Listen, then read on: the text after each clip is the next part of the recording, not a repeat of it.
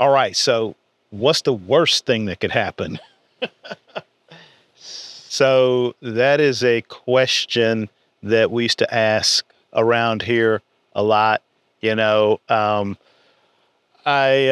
for years tended to be stressed out about, everything, the state of the world, our finances, my relationship, whether I was a good dad or a good husband, all that, it's always like something, something, something. My brain would not stop.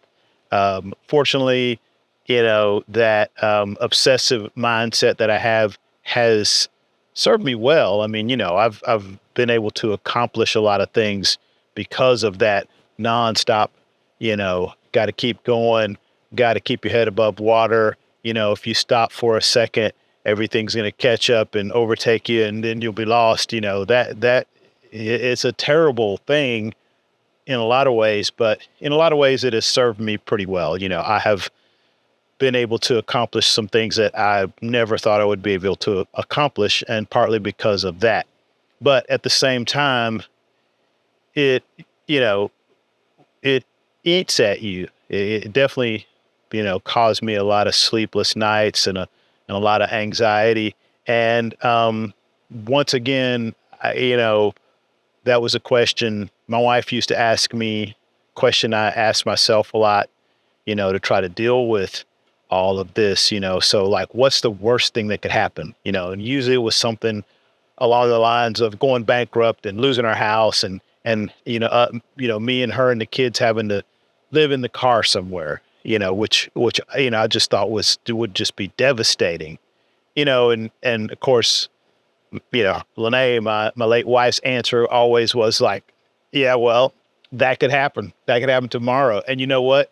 You would figure out a way to survive it. So, yeah, so there was nothing I could think of that was, other than all of us dying in a nuclear holocaust, instantly. And then, at that point, like, who knows? We're gone. We don't care anymore. But yeah, there was nothing short of that I could come up with that ultimately was not survivable. Like all these things, like, yes, you will survive. The worst thing imaginable has happened to me. And, I'm still here. I'm still thriving. I'm still smiling. And I'm going to continue to thrive and smile and have a good time. So I have, even at this age, I have, turned a new chapter, turned over a new leaf in my life. And I have decided that instead of asking myself, what's the worst thing that could happen? Now I'm asking myself, what's the best thing that could happen? And it's a subtle switch, but it really has made a difference. And, one of the things, I've talked about a lot in the past is like the whole fear thing, how it tends to hold you back and keeps you from doing the things that maybe you should do. And, it just really limits you and causes a lot of anxiety and stress because you're not doing things. So I decided to start just asking myself, what's the best thing that could happen? If this situation turned out way beyond my wildest dreams, what would it be like? And I just assumed that that's a possibility. Why not? Like the worst thing that could happen, it could happen. And also the best thing imaginable could happen. And either one of those options is open to me. And I feel like by focusing on the best possible thing, I create the best possible thing more often than not. I used to say my kind of motto, my thing, that I live by was, always prepare for the best or expect the best, but prepare for the worst. And to a certain extent, I still believe that is the case, but I don't see the worst case. I always try as hard as I can to see the best case. So, I have started doing things that used to terrify me. Maybe we'll go into some of those things later, especially as those things come to fruition and my life changes and gets better as I know it will get better. It's pretty great right now, but I just feel like by putting this out into the universe by telling you, by changing the way I act and the way I make decisions, I know that things are going to get even better. So, I just quit holding back. And I think that's something that we can all do and we can all benefit from. And I'm not talking about like doing crazy stuff or taking reckless chances. I did plenty of those types of things when I was younger and I survived. So, who's to say what is dangerous or reckless for one person may be perfectly sane and safe for another person. But for me, currently in this stage of my life, it's just doing things that scare me, doing things that scare me that I know if they work out the best possible way they could, it's just going to make my life better, just going to make me happier, just going to make the people around me happier and make the people around me have better lives. So that's where I'm at right now today. I know I have talked a lot in the past about, fear and dealing with tough situations, but right now, the place I'm at is I'm looking for the best possible outcome in every scenario.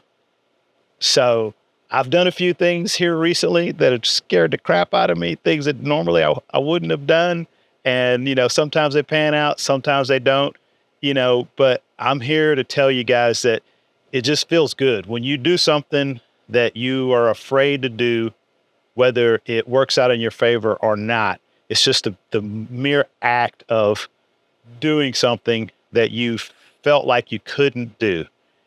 That in itself is enough of a reward to take the chance. So whether it's, quitting your job and doing something crazy that you've always wanted to do, some passion that you have, maybe you wanted to be a fly fishing guide and you've fly fished your entire life and, you've got this job that you hate and you're thinking, maybe I should be a fishing guide, which maybe you should.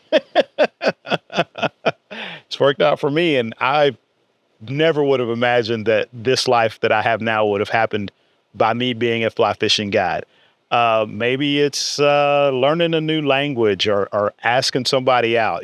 That's always a tough one because when you have to put yourself out there, not just on your own, but when you have to put yourself out there in front of and for someone else or other people, you're always risking the chance of rejection. Oh my God. But you know what? Just the mere act of putting yourself out there really feels good. And the more you do these scary things, the easier they get.